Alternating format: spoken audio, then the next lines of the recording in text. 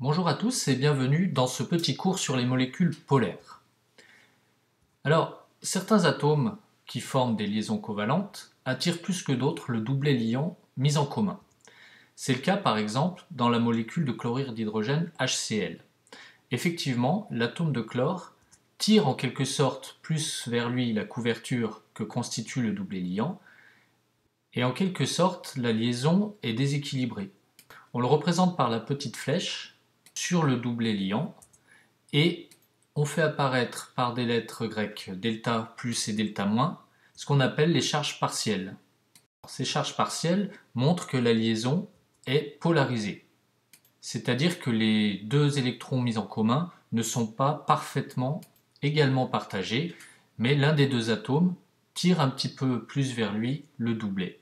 Alors attention, ça ne veut pas dire que les deux atomes constituent des ions, il y a toujours la liaison entre les deux, mais il y a un déséquilibre. Et attention aussi, la molécule reste toujours évidemment globalement neutre. L'ensemble des charges partielles positives compense parfaitement l'ensemble des charges partielles négatives. Alors pourquoi ça se passe comme ça? Eh bien tout simplement parce que l'un des deux atomes, ici le chlore, est davantage électronégatif. L'électronégativité est une grandeur sans unité qui a été inventée par Linus Pauling, physicien et chimiste américain, qui a eu 2 fois le prix Nobel. Une fois en 1954, c'est le prix Nobel de chimie pour ses travaux sur la nature de la liaison chimique entre les atomes, et une fois en 1962 pour son militantisme contre les essais nucléaires. Il a obtenu pour cela le prix Nobel de la paix. C'est le seul avec Marie Curie à avoir eu 2 prix Nobel dans 2 disciplines totalement différentes. L'électronégativité est une grandeur comprise entre 0 et 4, 0 étant un atome qui n'est pas du tout électronégatif et 4 l'atome qui le serait le plus. Dans la classification, pour une ligne donnée, l'électronégativité, qui est ici le nombre indiqué en petit, augmente quand on se déplace de la gauche vers la droite. De la même façon, dans une colonne, l'électronégativité augmente quand on va du bas vers le haut dans la classification.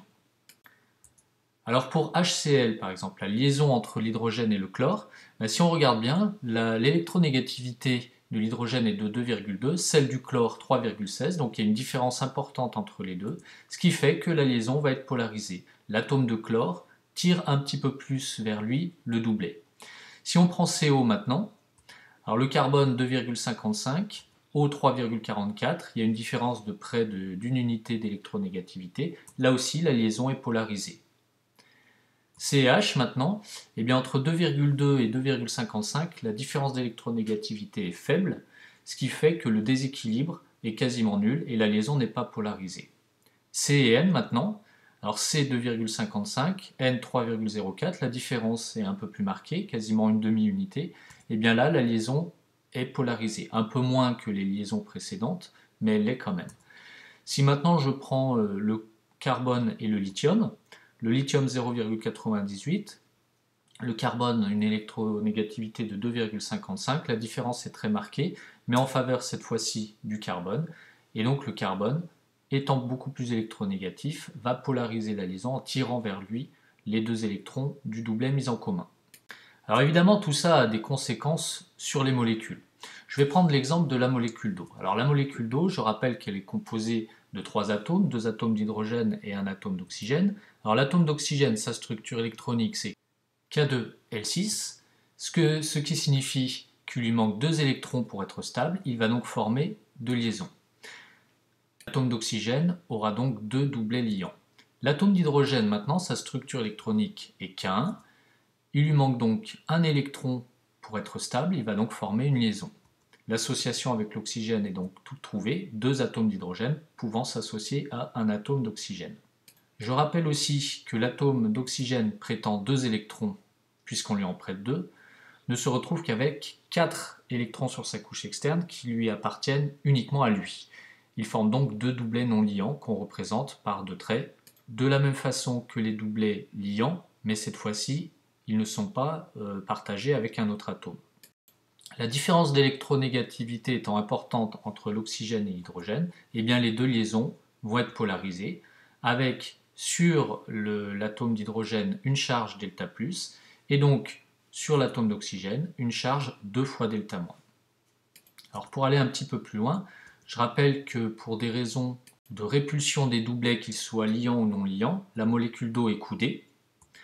Alors ça va avoir des conséquences importantes, puisque si je regarde où se trouve le centre des charges partielles positives, donc le centre des delta+, eh bien il va se trouver à cet endroit-là schématiquement, alors que le centre des charges partielles négatives se trouve sur l'atome d'oxygène.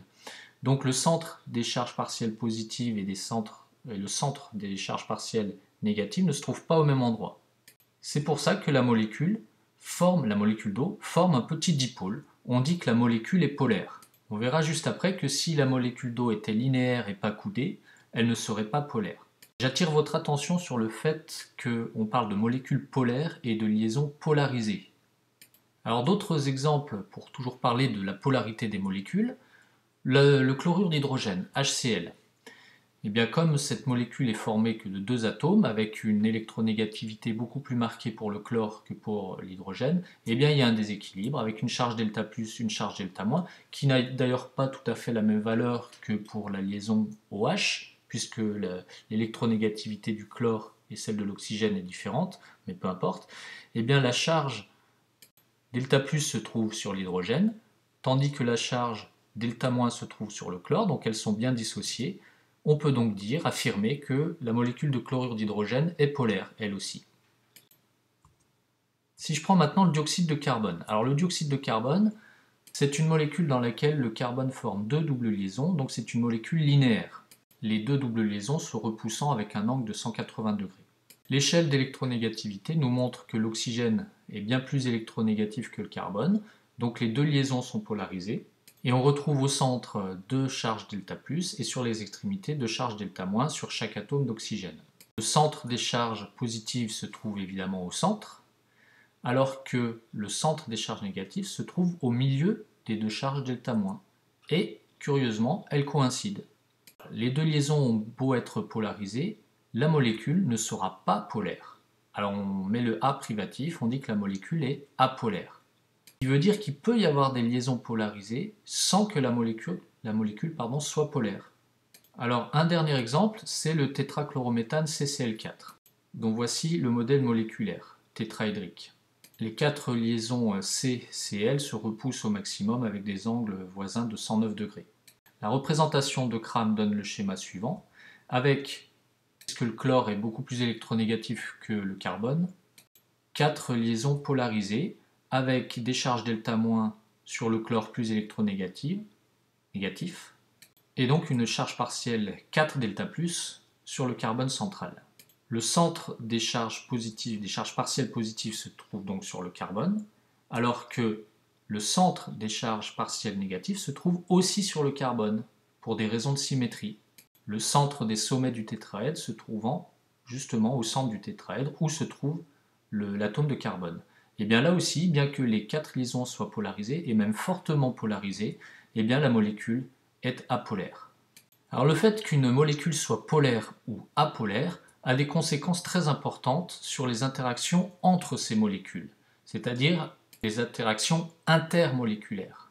Alors le premier exemple dont je vais parler, ce sont les liaisons hydrogènes. Alors je vais partir de l'eau, bien que ce ne soit pas la seule qui forme des liaisons hydrogènes.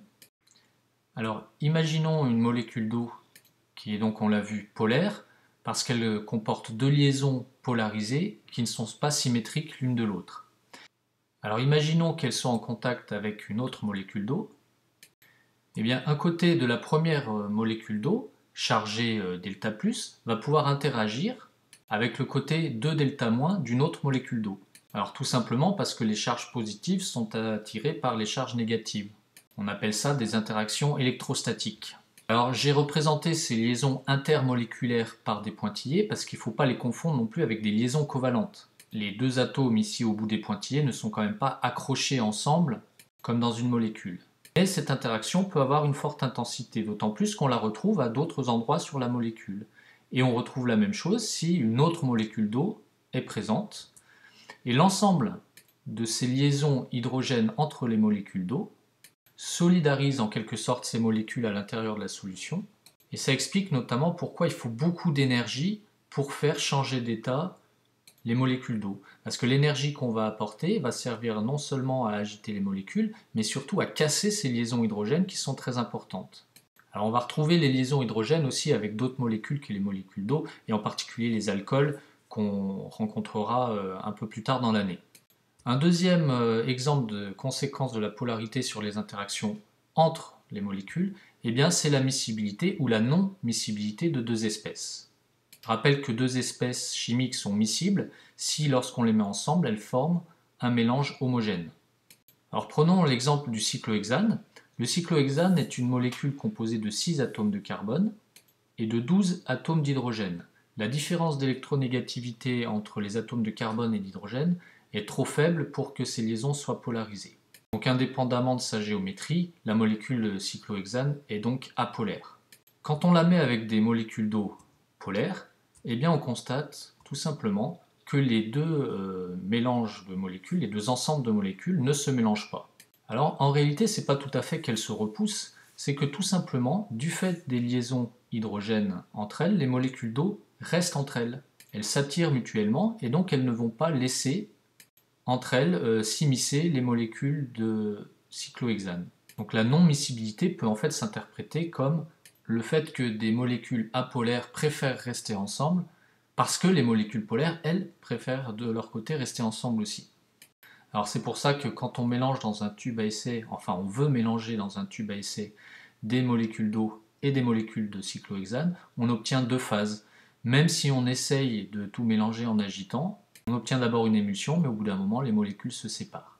Alors la raison est, même si les molécules sont enchevêtrées les unes dans les autres, à cause de l'agitation thermique, elles finissent par se regrouper.